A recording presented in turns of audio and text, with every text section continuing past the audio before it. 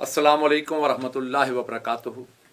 नाज़रीन, निज़ाम दावत मिनहाजुल कुरान इंटरनेशनल की जानिब से आपके लिए फ़िक़ही और इल्मी नशिस्तों का इनेकाद किया जाता है ताकि हम घरों में रहते हुए दीन इस्लाम के बारे में रहनुमाई हासिल कर सकें कि हमें अपनी ज़िंदगियों के मुश्किल मराहिल को आसान करने के लिए इस्लाम क्या तालीम और रहनुमाई देता है। निकाह पर हमारी गुफ्तगू शादी ब्याह के जुमला मामलात पर नशिस्तें जारी हैं और आज उन्हीं नशिस्तों का तसलसल बात करने के लिए हमारे दरमियान मिनहाजुल कुरान इंटरनेशनल के निज़ाम दावत के मरकज़ी नाज़िम अल्लामा जमील अहमद ज़ाहिद साहब मौजूद हैं। अल्लामा साहब, आपको खुश आमदीद कहता हूँ। शुक्रिया। और आपके साथ मेरे दूसरी तरफ तशरीफ़ रखते हैं मरकज़ी नाज़िम दावत मिनहाजुल कुरान इंटरनेशनल अल्लामा साहिबजादा ज़हीर अहमद नक्शबंदी साहिब। किबला नक्शबंदी साहिब, खुश आमदीद कहता हूँ।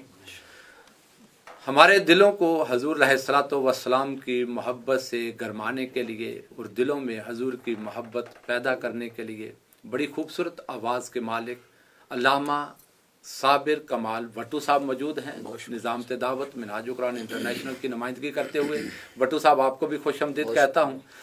अल्लामा जमील अहमद ज़ाहिद साहब, मंगनी पर बात हो रही थी। आपने फरमाया कि मंगनी एक पैगाम निकाह होता है, रजामंदी का इजहार होता है, फरीकैन के दरमियान एक समझौते की शक्ल होती है।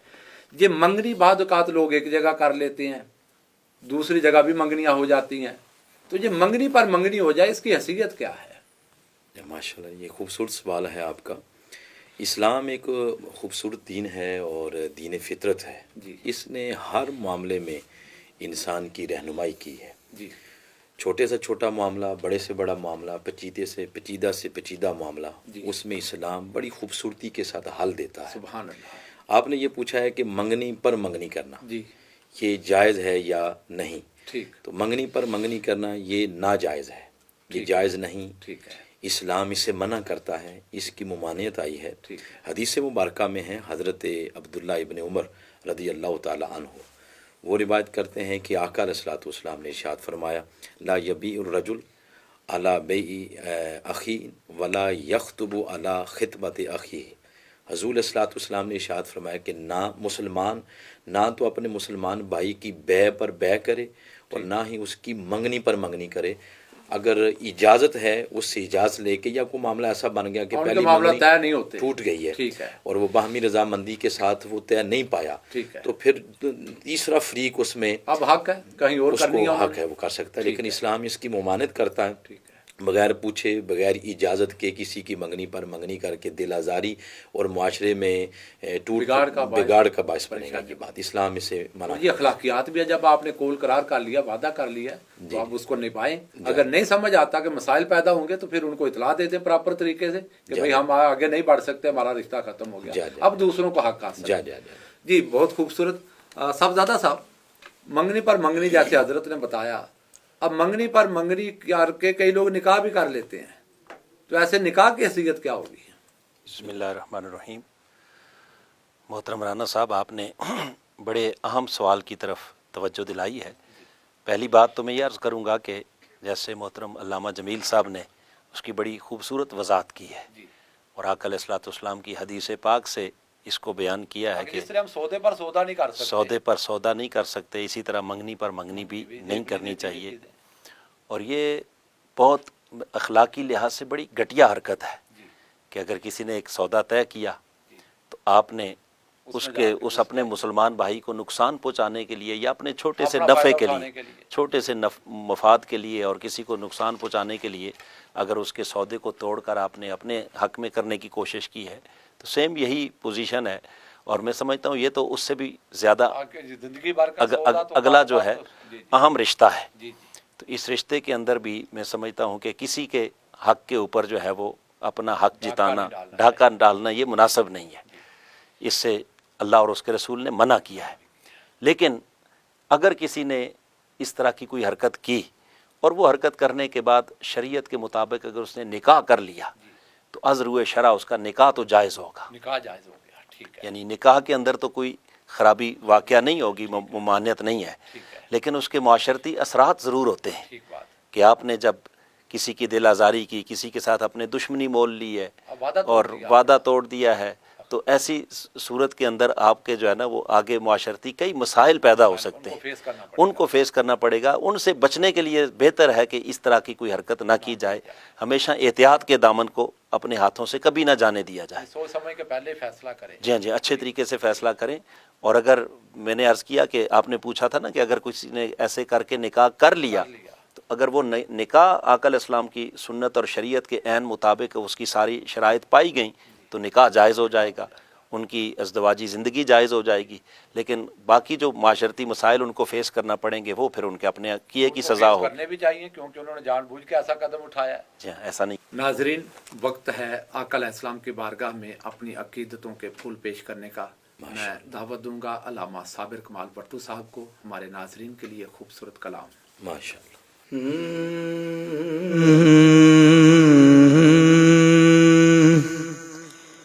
میں تو خود ان کے در کا گدا ہوں،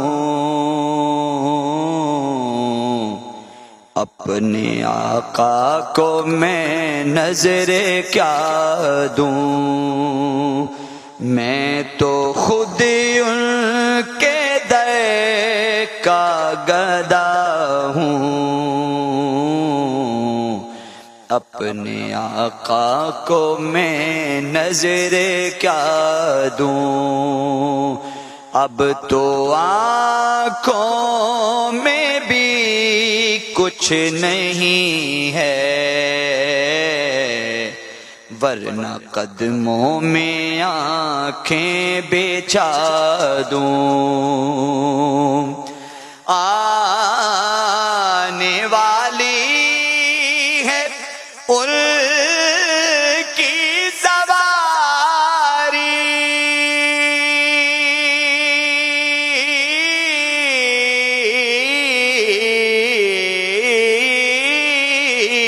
آنے والی ہے ان کی سواری، پھول نعتوں کے گھر گھر سجا دوں، پھول نعتوں کے گھر گھر سجا دوں، میرے گھر میں اندھیرا بہت ہے، اپنی پلکوں پہ شمع جلا دوں، اب تو آنکھوں میں بھی کچھ نہیں ہے، ورنہ قدموں میں آنکھیں بچھا دوں۔ اور بڑا ہی خوبصورت شعر، روضۂ پاک پیش نظر ہے،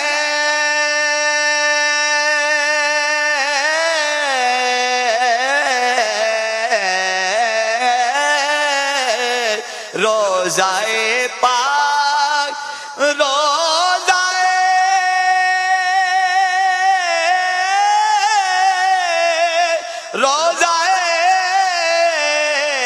روضۂ پاک پیش نظر ہے، سامنے میرے آقا کا گھر ہے، سامنے میرے آقا کا در ہے،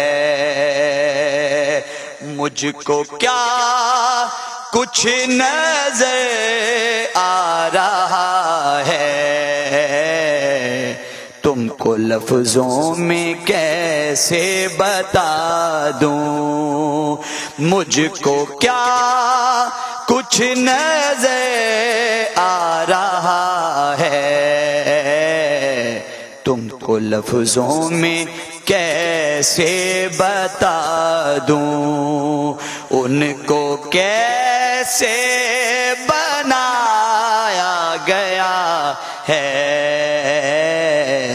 تم کو لفظوں میں کیسے کیسے بتا دوں اور قافلے جا رہے ہیں مدینے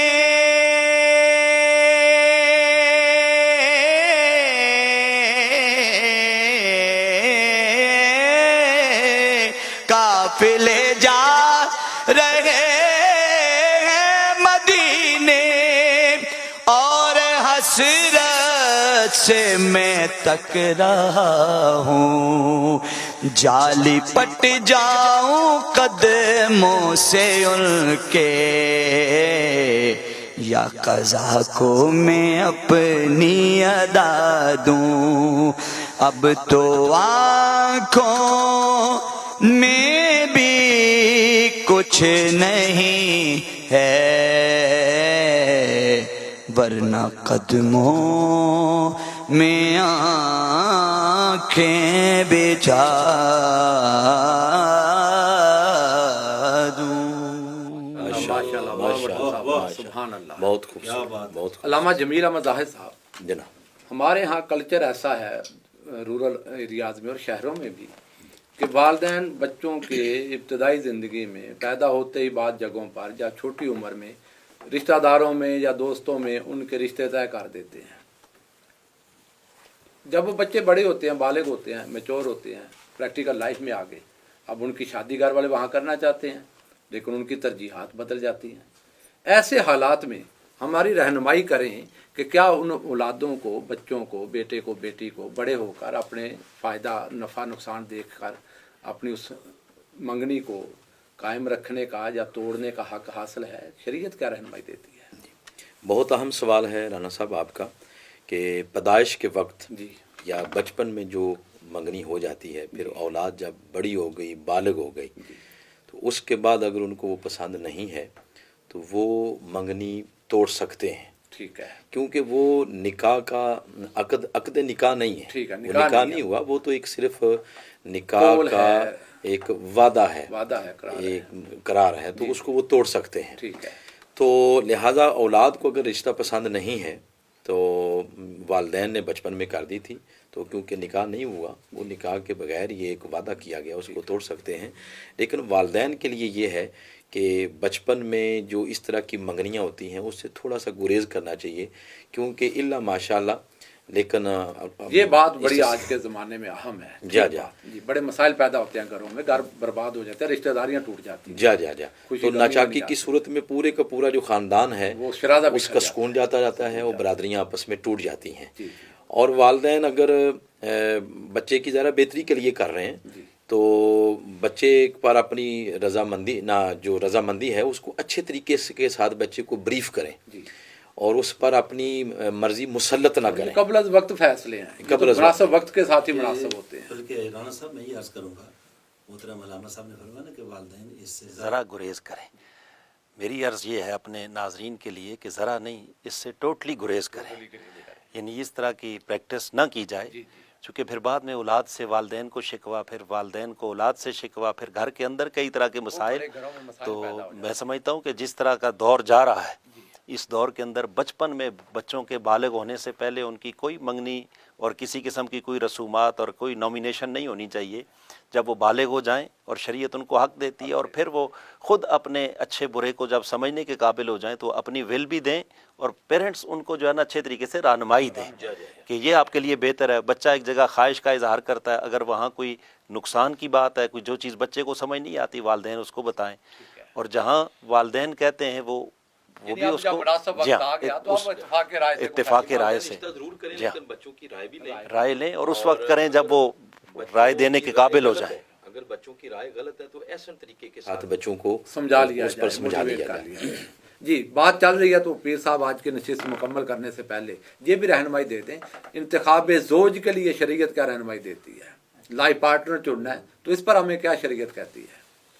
یہ رانا صاحب بڑا ہی اہم سوال ہے کہ لائف پارٹنر کو چننے کے لیے اس کے تقاضے، اس کے معیارات کیا ہونے چاہیے۔ تو میں سمجھتا ہوں کہ سب سے بہتر معیار وہی ہے جو اللہ اور اس کے رسول نے دیا ہے۔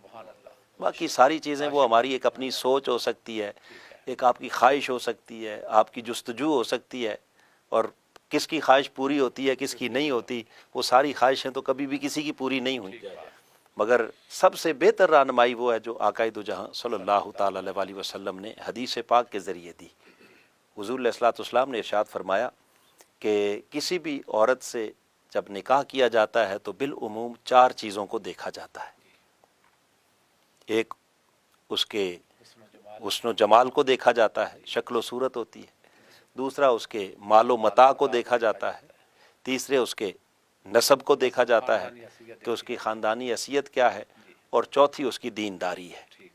ٹھیک ہے، اب یہ جو 4 چیزیں ہیں، ان 4 چیزوں کا ذکر حدیث پاک میں کرتے ہوئے آقا علیہ السلام نے فرمایا کہ ان المرأۃ تنکح علی دینہا و مالہا و جمالہا، کہ یا اس کے مال کی وجہ سے یا جمال کی وجہ سے یا اس کی دینداری کی وجہ سے یا اس کے خاندانی حسب و نسب کی وجہ سے، لیکن یہاں آقا علیہ الصلوۃ والسلام نے اپنی طرف سے رہنمائی دیتے ہوئے فرمایا فعلیک بذات الدین، فرمایا کہ میرے غلاموں میں تمہیں نصیحت کرتا ہوں کہ تم ان ساری چیزوں میں سے دینداری کو زیادہ ترجیح دو۔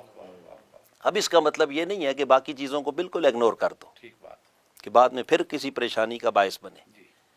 ٹھیک ہے، یہ باقی ساری چیزیں اپنی جگہ وہ برقرار ہیں، مگر فعلیک بذات الدین کا مطلب یہ ہے کہ دین کو زیادہ ترجیح دو۔ اگر دینداری میں اس کا مقام زیادہ ہے تو باقی اگر کوئی کمی بیشی ہے تو اس کے ساتھ انڈرسٹینڈنگ کر لو یا اس کو ایکسیپٹ کر لو، اور اگر دین میں کمی بیشی ہے تو باقی ساری چیزیں، مال بھی ہے، جمال بھی ہے، حسب بھی ہے، نسب بھی ہے، یہ ساری چیزیں پھر کسی کام کی نہیں ہیں اگر وہ اس کے اندر دینداری نہیں ہے۔ چونکہ اس کا وقتی طور پر آپ نے جو ہے وہ فائدہ نہیں اٹھانا، ایکچول یہ ہے کہ اس سے آپ نے امت کو ایک نسل دینی ہے، اور اس نسل کو دین کی راہ پر چلانے کے لیے، اس نسل کی بہتر تربیت کے لیے، اس کی بہتر جو نشو و نما کے لیے زیادہ ضرورت ہے کہ جب تک وہ ماں خود صالح نہیں ہوگی تو آگے اس کی اولاد کیسے اس صالحیت کی راہ پر چلے گی۔ یہ وجہ ہے کہ آقا علیہ السلام نے ایک اور حدیث پاک میں ارشاد فرمایا کہ الدنیا متاع، یہ دنیا ایک مال و متاع ہے، ایک ظاہری اسباب کا نام ہے۔ وخیر متاع الدنیا المرأۃ الصالحہ، حضور نے فرمایا کہ اس دنیا کی سب سے بہترین متاع نیک عورت ہے، اگر اس کا ساتھ مل جائے۔ اور پھر دیکھیں اس نیکی کے اندر یہ نہیں ہے کہ صرف وہ آخرت کے حوالے سے نیکوکار ہے، صالح ہے تو اس نے خالی آپ کے بچوں کی پرورش کرنی ہے یا اس نے نمازیں روزے ہی کرنا ہے۔ ایکچوئل جو مرأۃ صالحہ، یہ جو نیک ہے، دینداری ہے، اگر وہ دیندار ہوگی تو اس کے اندر صبر بھی ہوگا، شکر بھی ہوگا، قناعت بھی ہوگی، برداشت بھی ہوگی، وہ غصے کو پی جانا، یہ ساری تعلیمات دین کی ہیں، خوشگوار رہے گا۔ اور اگر وہ دیندار نہیں ہوگی تو پھر نہ صبر ہے، نہ شکر ہے، نہ برداشت ہے، نہ غصے کو پی جانا ہے، پھر جو ہے وہ ٹکراؤ ہے، اور پھر لڑائی ہے، اور پھر جنگ ہے، اور اس کے نتیجے کے اندر جو ہے وہ معاشرہ ٹوٹ پھوٹ کا شکار ہو جائے گا۔ تو میں سمجھتا ہوں کہ وہ دولت کس کام کی، اور وہ اگر گھر میں سکون نہیں ہے، ٹھیک ہے، وہ حسن و جمال کس کام کا کہ اگر دونوں کی صبح و شام لڑائی ہو رہی ہے، برداشت کا مادہ ہی نہیں ہے۔ تو یہ ساری چیزیں آتی ہیں دینداری سے۔ اس لیے میرے آقا نے فرمایا کہ سب سے پہلے دینداری کو دیکھو، اور پھر اس کے ساتھ ساتھ اس کے ظاہری حسن و جمال کو بھی دیکھو، پھر اس کے حسب نسب کو بھی دیکھو۔ اور تیسری حدیث پاک آقا علیہ الصلوۃ والسلام کی، جس میں حضور علیہ الصلوۃ والسلام نے فرمایا تزوجوا الودود الولود، کہ ان عورتوں سے نکاح کو ترجیح دو جو محبت کرنے والی ہوں اور جن کے ہاں کثرت سے اولاد پیدا ہونے کے امکانات ہوں۔ اب اولاد کا تو پھر اس کے وہی خاندانی جو حسب نسب ہے وہیں سے پتہ چلتا ہے کہ اس کے خاندان میں اس کی ماں کی، اس کی نانی کی، اس کے کتنے کتنے بچے پیدا ہوئے ہیں، کہ بچوں کی ریشو کیا ہے۔ اور دوسرا جو ہے الودود، یعنی محبت کرنے، اور محبت چونکہ یہ پہلا تقاضا ہے، ادب پہلا تقاضا ہے محبت کے تقاضوں میں، تو صاف ظاہر ہے کہ جو محبت کرنے والی ہوگی اس کے دل میں آداب بھی ہوں گے، اس کے اندر برداشت بھی ہوگی، وہ ساری چیزیں پھر اس کے اخلاق حمیدہ وہ سارے کے سارے اس محبت کے ایک جملے کے اندر آ جاتے ہیں۔ اور اگر یہ آپ کو اس سے محبت نہیں ملنی، اس کا اچھا اخلاق نہیں ہے، اس کے بات کرنے کا ڈھنگ نہیں ہے، اس نے آپ کے ساتھ بدتمیزی سے پیش آنا ہے، تو پھر اس کی خوبصورتی کس کام کی، پھر اس کا مال و دولت کس کام کا، پھر اس بڑے خاندان کی ہونا وہ کس کام کا، وہ سارا کچھ آپ کے لیے دنیا کے اندر ایک دوزخ کی آگ بن گئی۔ اور اگر اپنی زندگی کو جنت بنانا ہے تو اس کے لیے میں سمجھتا ہوں کہ آقا علیہ الصلوۃ والسلام کی ان احادیث سے اگر رہنمائی لی جائے تو انسانی زندگی جنت بن سکتی ہے۔ میں سمجھتا ہوں کہ ہمارے نوجوانوں کے لیے خاص طور پر جو اس وقت ماڈرن ورلڈ کے اندر رہ رہے ہیں اور نئی دنیا ہے، اس کے اندر بڑے بڑے انکشافات ہیں اور بڑی بڑی لوگوں کی ترجیحات بدل گئی ہیں، تو کسی کی ترجیح ہوتی ہے جی مجھے ڈاکٹر مل جائے، کسی کی ترجیح ہوتی ہے کہ مجھے جو ہے وہ پروفیشنل مل جائے، انجینئر مل جائے، یہ مل جائے، وہ مل جائے۔ تو میں سمجھتا ہوں کہ وہ باقی ساری ترجیحات اپنی جگہ رکھیں، مگر سب سے پہلی ترجیح جس کو حضور نے بیان کیا ہے، اگر اس کو رکھیں گے تو آپ کی زندگی یہ اس دنیا کے اندر ہی جنت بن جائے گی۔ صحیح بات۔ ناظرین، آج کی نشست میں ہم نے کوشش کی کہ آقا علیہ الصلوۃ والسلام کے فرامین، اللہ رسول کے احکامات، قرآن و حدیث سے ہمیں جو نکاح گھر بسانے کے لیے، شادی بیاہ کے دیگر معاملات میں کس طرح رہنمائی دیتے ہیں تاکہ ان پر عمل کرتے ہوئے ہم اپنی زندگی اچھے طریقے سے گزار سکیں اور خواہشات کے بوجھ سے بچ کر اپنی زندگی کو آسان اور پرسکون بنا سکیں۔ خدا را اولادوں کو بھی دین سکھائیں اور خود دین پر عمل کریں تاکہ زندگی آسان ہو جائے۔ ان پریشانیوں کے دور میں سکون کی دولت اسلام کی پناہ میں ہے۔ میری دعا ہے رب کائنات ہمیں حضور علیہ الصلوۃ والسلام کی اطاعت اور آقا علیہ الصلوۃ والسلام کی تعلیمات اپنانے کی توفیق عطا فرمائے۔ انشاءاللہ ایسی نشستوں کے ساتھ آپ کی خدمت میں پیش ہوتے رہیں گے۔ دیکھتے رہیے منہاج دعوت۔